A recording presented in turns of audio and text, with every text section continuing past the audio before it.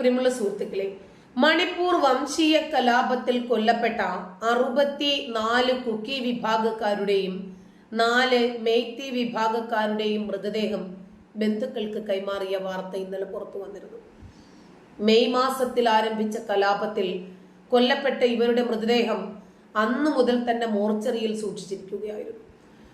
മണിപ്പൂർ പോലീസിന്റെയും അസം റൈഫിൾസിന്റെയും സാന്നിധ്യത്തിൽ കനത്ത സുരക്ഷയിലാണ് മൃതദേഹങ്ങൾ കൈമാറിയത്.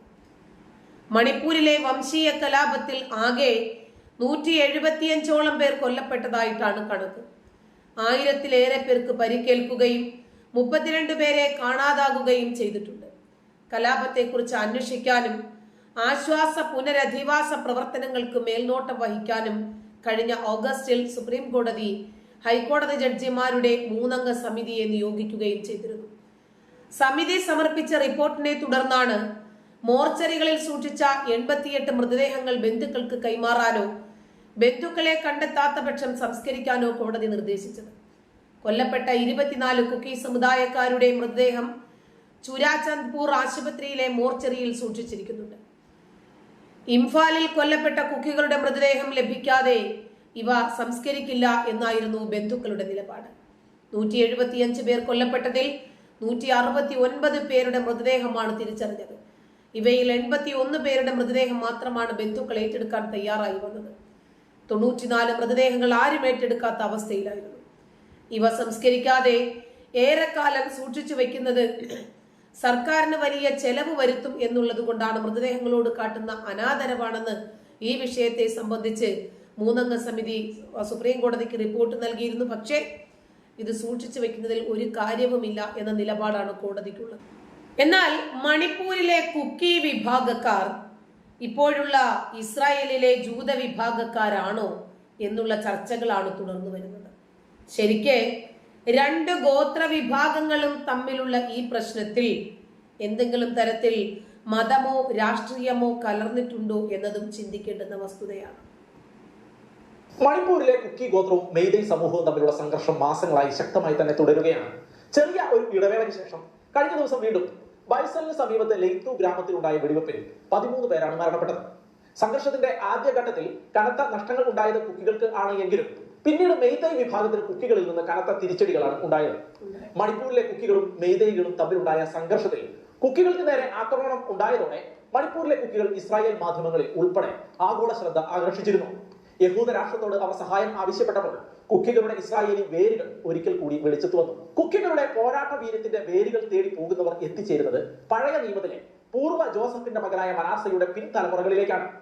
ഇസ്രായേലിൽ നിന്ന് നഷ്ടപ്പെട്ടു പോയ ഗോത്രങ്ങളിൽ ഒന്നാണ് കുക്കി ഗോത്രമെന്ന് തെളിവുകളുടെ അടിസ്ഥാനത്തിൽ അവർ സ്ഥാപിക്കുന്നു. മനാസയുടെ പാരമ്പര്യം അവകാശപ്പെടുന്ന കുക്കികൾ സ്വതവേ യോദ്ധാക്കളായിട്ടാണ് അറിയപ്പെടുന്നത്. അവരിൽ ഭൂരിഭാഗവും ലക്ഷ്യങ്ങളെ കൃത്യമായി തന്നെ ഭേദിക്കുന്ന ഷാർപ്പ് ഷൂട്ടർമാരുമാണ്. മണിപ്പൂരിലെ സമതലങ്ങൾക്ക് അപ്പുറത്ത് 10 കുന്നുകളിലായി പരന്നു കിടക്കുന്ന കുക്കി സമൂഹം വിശുദ്ധ വേദപുസ്തകത്തിലെ വചനങ്ങൾ വാഗ്ദാനം ചെയ്യുന്നത് പോലെ ഒരു ദിവസം വാഗ്ദാന നാട്ടിൽ, അതായത് ഇസ്രായേലിൽ എത്തുമെന്ന് കരുതി 27 നൂറ്റാണ്ടുകളായി വാഗ്ദത്ത ദേശത്തിനായി കാത്തിരിക്കുകയാണ്. സ്വന്തം ജനത്തിന്റെയും ജന്മദേശത്തിന്റെയും രക്ഷയ്ക്ക് വേണ്ടി പോരാടുന്നതും യുദ്ധം ചെയ്യുന്നതും തങ്ങളുടെ ഉത്തരവാദിത്തമാണെന്നും അവരും ഇസ്രായേൽക്കാരെ പോലെ വിശ്വസിക്കുകയാണ്. ഇപ്പോഴും യഹൂദ ആരാധനകൾ പിന്തുടരുന്ന അവർക്ക് ഹിമാലയത്തിന്റെ താഴ്വരയിൽ ചർച്ചൻപൂർ ജില്ലയിൽ സിനഗോഗുണ്ട്. അത് തന്നെയാണ് യഹൂദരുടെ ക്വാർട്ടേഴ്സ്. 2000 കാലഘട്ടം വരെ പരസ്യമായി ഒരുമിച്ച് പ്രാർത്ഥിക്കുവാനുള്ള അവകാശം അവർക്കില്ലായിരുന്നു. എന്നാൽ സന്തോഷത്തിന്റെ കോളനി എന്ന് അറിയപ്പെടുന്ന ബെങ്ങോം ടൗൺഷിപ്പിൽ ഇപ്പോൾ അവർക്ക് സിനഗോഗുകളുണ്ട്. തെക്ക് കിഴക്കൻ ഏഷ്യയിലെ ജൂതന്മാരായ അവരുടെ ഇസ്രായേൽ ദേശത്തേക്കുള്ള കുടിയേറ്റമാണ് കുക്കികളുടെ ആര്യാഹ്. ഇപ്പോൾ ഇന്ത്യയിലാണെങ്കിലും തങ്ങളുടെ പിതാക്കന്മാർ സിയോൻ എന്ന് വിളിക്കപ്പെടുന്ന ദൈവത്തിന്റെ ദേശത്ത് നിന്ന് വരുന്നു എന്നും എന്നെങ്കിലും ആ സ്വപ്നഭൂമിയിൽ എത്തണമെന്നും എന്നെങ്കിലും ഞാൻ അവിടെ ഉണ്ടാകണമെന്നും ഉറച്ചു വിശ്വസിക്കുകയാണ് ഇന്ത്യയിലെ 10,000-ഓളം വരുന്ന കുക്കികൾ. അവരിൽ പലരും ഇപ്പോൾ ഇസ്രായേലിൽ എത്തിക്കഴിഞ്ഞിട്ടുമുണ്ട്. ഇസ്രായേൽ പട്ടാളത്തിൽ ഏകദേശം 200-ലേറെ കുക്കികളുണ്ട്. നഷ്ടപ്പെട്ട യഹൂദ ഗോത്രം എന്ന പട്ടികയിലാണ് കുക്കികൾ ഉൾപ്പെടുന്നത്. യഹൂദ വിശ്വാസമനുസരിച്ച് ഏകദേശം 3000 വർഷങ്ങൾക്ക് മുൻപ് ഇസ്രായേലിലെ വടക്കൻ രാജ്യത്തിലെ 10 ഗോത്രങ്ങൾ അസീറിയക്കാരുടെ ആക്രമണത്തെ തുടർന്ന് നാട് കടത്തപ്പെടാൻ നിർബന്ധിതരാവുകയായിരുന്നു. അസീറിയൻ അധിനിവേശത്തെ തുടർന്നാണ് അവർ ഇസ്രായേലിൽ നിന്ന് പുറത്തായതെന്നാണ് അവർ പറയുന്നത്. അന്നു മുതൽ അവർ അവിടെ നിന്നും പലായനം ചെയ്തു. കുക്കികൾ അത്തരത്തിൽ നാട് വിട്ടുപോയ ഒരു ഗോത്രമായി കണക്കാക്കപ്പെടുകയാണ്. ഇവർ ബെനൈ മനാശെ എന്നാണ് അറിയപ്പെടുന്നത്. അതായത് ബൈബിളിലെ പൂർവ്വ ജോസഫിന്റെ മകൻ മനാസയുടെ പിൻതലമുറക്കാർ. അവരിൽ 7000-ഓളം ആളുകൾ 27 നൂറ്റാണ്ടുകൾക്ക് മുൻപ് നീണ്ട അലഞ്ഞ തിരിയലുകൾക്ക് ഒടുവിൽ ഇന്ത്യയിൽ എത്തിച്ചേരുകയാണ്. ഇന്ത്യയിൽ കൂടാതെ ബംഗ്ലാദേശിലെയും ബർമയിലെയും അതിർത്തി പ്രദേശങ്ങളിലേക്കും ഇവർ എത്തപ്പെട്ടിട്ടുണ്ടെന്നാണ് റിപ്പോർട്ടുകൾ പറയുന്നത്. പതിറ്റാണ്ടുകൾക്ക് മുൻപ് ബർമയിലും നൂറുകണക്കിന് യഹൂദന്മാർ താമസിച്ചിരുന്നുവെന്ന് തെളിവുകളായി ബർമയുടെ മുൻ തലസ്ഥാനമായ റങ്കൂണിലും ജൂത സിനഗോഗുകൾ കണ്ടെത്തിയിട്ടുണ്ട്. പിൽക്കാലത്ത് മണിപ്പൂരിലെയും മിസോറാമിലെയും പ്രവിശ്യകളിലേക്ക് അവർ എത്തിച്ചേരുകയാണ് ഉണ്ടായത്. തങ്ങളുടെ പിതാക്കന്മാർ സിയോൻ എന്ന് വിളിക്കപ്പെടുന്ന ദൈവത്തിന്റെ ദേശത്ത് നിന്ന് വരുന്നു എന്ന് അഭിമാനത്തോടെ പറയുകയും എന്നെങ്കിലും ഞാൻ എന്റെ സ്വപ്നഭൂമിയിൽ എത്തുമെന്ന് വിശ്വസിക്കുകയും ചെയ്ത കുക്കി സമൂഹത്തിലെ വളരെ പ്രശസ്തനായ ഒരു വ്യക്തിയായിരുന്നു 2021 ഹൃദയ സംബന്ധമായ രോഗങ്ങളാൽ അന്തരിച്ച പ്രശസ്ത ഗാനരചയിതാവും ഗായകനുമായ ബെന്നി ബോങ്സായി. ബെന്നിയുടെ മരുമകളായ സമീറ ഇപ്പോൾ ഇസ്രായേലിലെ കിരിയത്ത് അർബയിലാണ് താമസിക്കുന്നത്. ഇസ്രായേലി വാസസ്ഥലങ്ങളിൽ വെസ്റ്റ് ബാങ്കിന്റെ ഹൃദയഭാഗത്ത് പലസ്തീൻ നഗരമായ ഹെബ്രോണിന് തൊട്ടടുത്താണ് ഈ പ്രദേശം. ബെന്നിയും തന്റെ വാഗ്ദത്ത ദേശത്തേക്ക് പോകണമെന്നുള്ള ഉത്കടമായ ആഗ്രഹ നിമിത്തം മണിപ്പൂരിൽ ഉണ്ടായിരുന്ന വീടും വസ്തുക്കളുമെല്ലാം വിറ്റ് കാത്തിരിക്കുമ്പോഴാണ് അപ്രതീക്ഷിതമായ മരണം ഹൃദയാഘാതത്തിന്റെ രൂപത്തിൽ അദ്ദേഹത്തെ തേടിയെത്തിയത്. ബെന്നി ബോങ്സായിയെ പോലെ തന്നെയാണ് കുക്കികളിലെ ഒരു വിഭാഗം ജനങ്ങളും. അവരെല്ലാം ചേർന്ന് ഇപ്പോഴത്തെ ഇസ്രായേൽ പ്രധാനമന്ത്രി ബെഞ്ചമിൻ നെതന്യാഹുവിന് ഔദ്യോഗിക അഭ്യർത്ഥന പോലും അയച്ച് കാത്തിരിക്കുകയാണെന്നാണ് വിവരങ്ങൾ. മിസോറാമിലെയും മണിപ്പൂരിലെയും ഏകദേശം 10,000 കുക്കികൾ 1950കളിലാണ് യഹൂദമതം സ്വീകരിച്ചത്. അതിന്റെ കാരണം കുക്കി ഗോത്ര സംസ്കാരവും ക്രൈസ്തവ വിശ്വാസ പാരമ്പര്യവും തമ്മിലുള്ള വലിയ സാമ്യം ആണ് എന്ന് പറയപ്പെടുന്നുണ്ട്. മിഷണറിമാർ പറഞ്ഞ ബൈബിൾ ചരിത്രങ്ങളും തങ്ങളുടെ ഗോത്ര കഥകളും, അതായത് ബെനൈ മനാശയുടെ കഥകളുമായുള്ള സാമ്യമാണ് യഹൂദരാണ് തങ്ങൾ എന്ന ബോധ്യത്തിലേക്ക് ഈ കുക്കികളെ നയിച്ചത്. കുക്കികളുടെ ചില പുരാതന ഗോത്രഗാനങ്ങളിൽ ബൈബിളിൽ നിന്നുള്ള വാക്കുകൾ ഉൾപ്പെടുന്നുണ്ട്. ഈജിപ്തിൽ നിന്നുള്ള ഇസ്രായേലിയരുടെ പലായനവും ചെങ്കടലിലെ രക്ഷപ്പെടലും ഉൾപ്പെട്ട ഗാനങ്ങൾ ക്രിസ്തുമതം അവരുടെ ഇടയിൽ പ്രചരിക്കുന്നതിന് മുൻപേ കുക്കികളുടെ ഇടയിൽ പ്രചാരത്തിലുണ്ടായിരുന്നു. ദൈവത്തെ സ്തുതിക്കുന്നതിന് ഉപയോഗിക്കുന്ന ചില ഹീബ്രു പദങ്ങളും കുക്കികളുടെ ഭാഷയിലുണ്ട്. ഭാഷയിലെ ഇത്തരം സമാനതകളും ചില ഗോത്ര ആചാരങ്ങളും ബൈബിളിലെ ഇസ്രായേലിയരുടെ ആചാരങ്ങളുമായി പൊരുത്തപ്പെടുന്നവയാണ്. കുക്കികളും ബൈബിളിലെ മനാസയുടെ ഗോത്രവും തമ്മിലുള്ള ബന്ധത്തിന് വാമൊഴിയായതൊഴിച്ചാൽ രേഖാമൂലമുള്ള പ്രത്യേക തെളിവുകളൊന്നുമില്ല.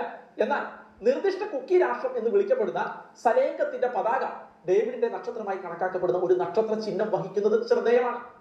1970കളിൽ കുക്കികളുടെ ആദ്യ സംഘം ഇസ്രായേലിൽ എത്തുകയുണ്ടായി. 1990കളോടെ നിരവധി ബനൈ മനാശക്കാർ വിനോദസഞ്ചാരികളായി ഇസ്രായേലിലേക്ക് പോവുകയും നിയമപരമായ യഹൂദ പദവി ലഭിക്കുന്നതിനായി അവിടെ സ്ഥിരതാമസമാക്കുകയും ചെയ്തു. 1997 അന്ന് പ്രധാനമന്ത്രിയായിരുന്ന ബെഞ്ചമിൻ നെതന്യാഹുവിന്റെ ഡെപ്യൂട്ടി കമ്മ്യൂണിക്കേഷൻസ് ഡയറക്ടറായിരുന്ന മൈക്കൽ ഫ്രണ്ട് ബനൈ മനാശെ സമൂഹത്തിൽ നിന്ന് ഒരു കത്ത് കണ്ടെത്തുകയും അവരെ സന്ദർശിക്കാൻ തീരുമാനിക്കുകയും ചെയ്യുകയായിരുന്നു. 2005ഓടെ ബനൈ മനാശക്കാരെ ഇസ്രായേൽ ഗോത്ര പിൻഗാമികളായി കണക്കാക്കി തുടങ്ങി. എന്നാൽ ഇവരെ യഹൂദന്മാരായി കണക്കാക്കണമെങ്കിൽ അവർ പരിച്ഛേദനമടക്കമുള്ള പരിവർത്തനങ്ങൾക്ക് വിധേയമാകേണ്ടതുണ്ട്. ഇപ്പോൾ ഏകദേശം 5000ഓളം കുക്കികൾ ഇസ്രായേലിൽ എത്തിയതായാണ് പറയപ്പെടുന്നത്. ബാക്കിയുള്ളവർ അപ്പോൾ കുക്കികൾ യഹൂദന്മാരാണോ? അവരെ അതുകൊണ്ടാണോ ഇസ്രായേൽ സ്വീകരിച്ചത്? അപ്പോ കുക്കികളെ നെതന്യാഹു അംഗീകരിക്കാനും സ്വീകരിക്കാനും തയ്യാറായപ്പോൾ മെയ്തി വിഭാഗത്തിന്റെ അവസ്ഥ എന്താണ്? മെയ്തി വിഭാഗത്തെ ST വിഭാഗമായിട്ടാണ് പരിഗണിക്കുന്നത്. ഇത് പരിശോധിക്കാൻ കോടതി ഉത്തരവിട്ട കാരണത്താലാണ് ഇപ്പോൾ മണിപ്പൂരിൽ നടക്കുന്ന കലാപത്തിന് തന്നെ തുടക്കം. അതാണ് കലാപത്തിന്റെ കാരണമായത്. ഇങ്ങനൊരു ആവശ്യം തുടങ്ങിയതും ഏതാണ്ട് കാലങ്ങൾക്ക് മുമ്പ് തന്നെ അവർക്കിടയിലുള്ള ഈ വിഷയത്തിലെ ചർച്ച നിലനിൽക്കുന്നുണ്ടായിരുന്നു. മണിപ്പൂരിന്റെ ചരിത്രം എടുത്ത് പരിശോധിച്ചാൽ നമുക്ക് കാര്യങ്ങൾ കുറച്ചുകൂടി കൃത്യമായി മനസ്സിലാവും. അതായത് സൈന്യത്തിന് പ്രത്യേക അധികാരം നൽകുന്ന ആംഡ് ഫോഴ്സസ് ആക്ട് മണിപ്പൂരിൽ പ്രാബല്യത്തിലാകുന്നത് 1990ലാണ്. ഒരു നൂറ്റാണ്ടിലേറെ പഴക്കമുള്ള സായുധ സംഘങ്ങളുള്ള സംഘമാണ്, ഒരു സ്ഥലമാണ് ഇന്ത്യയുടെ വടക്ക് കിഴക്കൻ സംസ്ഥാനങ്ങൾ. പരസ്പരം പോരടിക്കുന്ന ഗോത്രവർഗ വിഭാഗങ്ങളാണ് ഇവയെന്നാണ് പൊതുവെ കണക്കാക്കാറുള്ളത്. എന്നാൽ മണിപ്പൂരില് ഈ അഫ്സ്പ എന്ന ഈ നിയമം നിലവിൽ വന്നതിന്, അതുപോലെ സംസ്ഥാനത്തിന്റെ ചരിത്രത്തിൽ തന്നെ ഏറ്റവും അതിരൂക്ഷമായ കാലഘട്ടങ്ങൾ ഉണ്ടായതിനുമെല്ലാം പല ചരിത്രങ്ങളുണ്ട്. മണിപ്പൂരിൽ കൊല്ലപ്പെട്ട തങ്ജം മനോരമ എന്ന യുവതിയുടെയും പട്ടാള ബാരക്കിനു മുന്നിൽ തുണി ഉരിഞ്ഞ് പ്രതിഷേധിച്ച അമ്മമാരുടെയും അഫ്സ്പ പിൻവലിക്കാൻ തുള്ളി വെള്ളം പോലും കുടിക്കാതെ ദശകങ്ങളോളം സമരം ചെയ്ത ഇറോം ശർമിളയുടെയും ഒക്കെ ചരിത്രം നമ്മൾ ചേർത്ത് വായിക്കണം. മണിപ്പൂര് വീണ്ടും സംഘർഷഭരിതമായി ഇതിന് പിന്നിൽ ഇത്തരം ഒരുപാട് കഥകളുണ്ട്. ഇത്തവണ പ്രധാനമായും കുക്കികൾ ഉൾപ്പെടെയുള്ള ഗോത്രവർഗ സമുദായങ്ങളും ഭൂരിപക്ഷമായ മെയ്തിയുമാണ് നേർക്കുനേർ പോരാടുന്നത്. മണിപ്പൂരിലെ സംഘർഷത്തിന്റെ മൂല കാരണങ്ങൾ ഒരുപാടുണ്ട്. അതിന് സാമൂഹികമുണ്ട്, രാഷ്ട്രീയമുണ്ട്, സാമ്പത്തികമുണ്ട്, സാംസ്കാരിക സാഹചര്യങ്ങളുണ്ട്. ഒരുപാട് സങ്കീർണമാണ് അത്തരം വിഷയങ്ങൾ. ഇന്ത്യയുടെ വടക്കു കിഴക്കൻ മേഖലയിലെ മിക്ക സംസ്ഥാനങ്ങളിലും ഗോത്ര വിഭാഗങ്ങളും അല്ലാത്തവരും ഉൾപ്പെടെ വല്ലാത്ത സംഘർഷം നടക്കുന്നുണ്ട്. അത്തരത്തിൽ മണിപ്പൂരിലെ സംഘർഷത്തിന് ദശകങ്ങളുടെ പഴക്കവുമുണ്ട്. 17-ാം നൂറ്റാണ്ടിൽ ഹിന്ദുമതം സ്വീകരിച്ച തദ്ദേശീയരാണ് മെയ്തി എന്ന ജനവിഭാഗം. തലസ്ഥാനമായ ഇംഫാൽ അടക്കമുള്ള താഴ്വരയിലാണ് ഇവർ താമസിക്കുന്നത്. പട്ടികവർഗ വിഭാഗത്തിൽ ഉൾപ്പെടുന്നവരല്ല മെയ്തേ വിഭാഗം. എന്നാൽ ഗോത്ര വിഭാഗങ്ങൾക്കാകട്ടെ ജോലി സംവരണം, കുടിയേറ്റക്കാർ ഭൂമി കൈയടക്കുന്നതിനെതിരായ സംരക്ഷണം തുടങ്ങിയ ആനുകൂല്യങ്ങളുണ്ട്. ഈ പ്രശ്നങ്ങൾ ഇരു വിഭാഗവും തമ്മിൽ പലപ്പോഴും സംഘർഷത്തിനുള്ള സാധ്യത തുറക്കുകയും ചെയ്തു. മണ്ഡൽ കമ്മീഷൻ ശുപാർശകൾ നടപ്പിലാക്കിയതോടെ മെയ്തി വിഭാഗത്തെ OBC പട്ടികയിൽ ഉൾപ്പെടുത്തി. അതോടെ സംവരണ ആനുകൂല്യം അവർക്കും കൂടെ കിട്ടി. മണിപ്പൂരിൽ 21% സംവരണം പട്ടിക വിഭാഗക്കാർക്കും 17% OBCക്കാർക്കും 2% പട്ടികജാതിക്കാർക്കുമാണ്. മണിപ്പൂരിൽ 53% മെയ്തേ വിഭാഗക്കാർക്കുള്ളത്.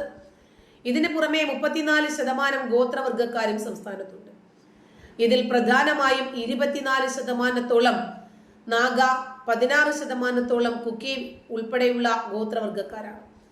മെയ്തേ വിഭാഗവും ഹിന്ദു സമുദായക്കാരും ഒക്കെ.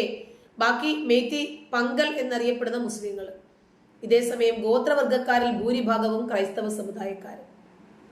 അപ്പോ മെയ്തേ വിഭാഗക്കാരെ OBC പട്ടികജാതി വിഭാഗത്തിലാണ് നിലവിൽ ഉൾപ്പെടുത്തിയിരിക്കുന്നത്.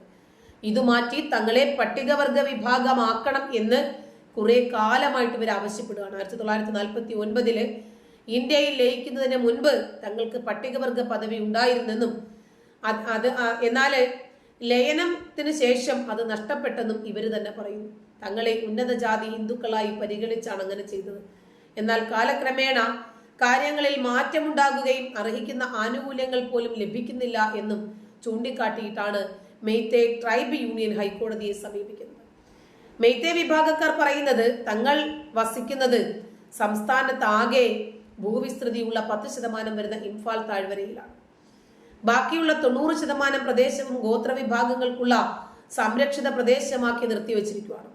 പട്ടികവർഗ പദവി ഇല്ലാത്തതുകൊണ്ട് മെയ്തേ വംശജർക്ക് ഇവിടെ ഭൂമി വാങ്ങാൻ കഴിയില്ല. 5 ജില്ലകളാണ് ഇംഫാൽ താഴ്വരയിലുള്ളത്. എന്നാൽ മലമ്പ്രദേശങ്ങളില് 10 ജില്ലകൾ. മെയ്തേ വംശജരെ കൂടാതെ ഗോത്രവർഗക്കാരല്ലാത്തവരും മറ്റ് സംസ്ഥാനങ്ങളിൽ നിന്നുള്ളവരും താമസിക്കുന്നത് ഇംഫാൽ മേഖലയിലാണ്. ഇതിനൊപ്പം മ്യാൻമാറിൽ നിന്നുള്ള അനധികൃത കുടിയേറ്റക്കാരും ഇവിടെയുണ്ടെന്ന് മെയ്തിക്കാർ പരാതിപ്പെടുന്നു. സംവരണം വഴിയുള്ള ജോലിക്കോ വിദ്യാഭ്യാസ സ്ഥാപനങ്ങളിലെ പ്രവേശനത്തിനോ നികുതി ഇളവിനോ വേണ്ടിയല്ല പട്ടികവർഗ പദവി ആവശ്യപ്പെടുന്നത് എന്നാണ് മെയ്തിക്കാർ പറയുന്നത്. മറിച്ച് ഈ പദവി ലഭിച്ചാൽ മാത്രമേ സംരക്ഷിതമായ പദവി ലഭിക്കൂ എന്നും അതുവഴി മാത്രമേ തങ്ങളുടെ ഭൂമിയും സംസ്കാരവും ജനങ്ങളുടെ സ്വത്വവും നിലനിർത്താൻ കഴിയൂ എന്നുമാണ്. ഇതിന് വെല്ലുവിളിയാകുന്ന വിധത്തിൽ മ്യാൻമാറിൽ നിന്നും മറ്റ് സംസ്ഥാനങ്ങളിൽ നിന്നും അനധികൃത കുടിയേറ്റമുണ്ടാകുന്നു എന്നവർ പറയുന്നു. മാത്രമല്ല തങ്ങൾക്ക് മലമ്പ്രദേശങ്ങളിൽ ഭൂമി വാങ്ങാൻ വിലക്കുള്ളപ്പോൾ താഴ്വരയിൽ ഭൂമി വാങ്ങുന്നതിന് ഗോത്രവർഗക്കാർക്ക് യാതൊരു വിലക്കുമില്ല എന്നും അവർ വാദിക്കുന്നു. ഇങ്ങനെയാണ് ഈ 2 വിഭാഗവും തമ്മിൽ സംഘർഷം തുടർന്നു പോകുന്നത്. അതല്ലാതെ ആ ക്രിസ്ത്യാനികൾ അവരെ കൊന്നൊടുക്കുന്നു, ഇവരെ കൊന്നൊടുക്കുന്നു. കേരളത്തിൽ നിന്ന് എന്തും പറയാമല്ലോ. നന്ദി.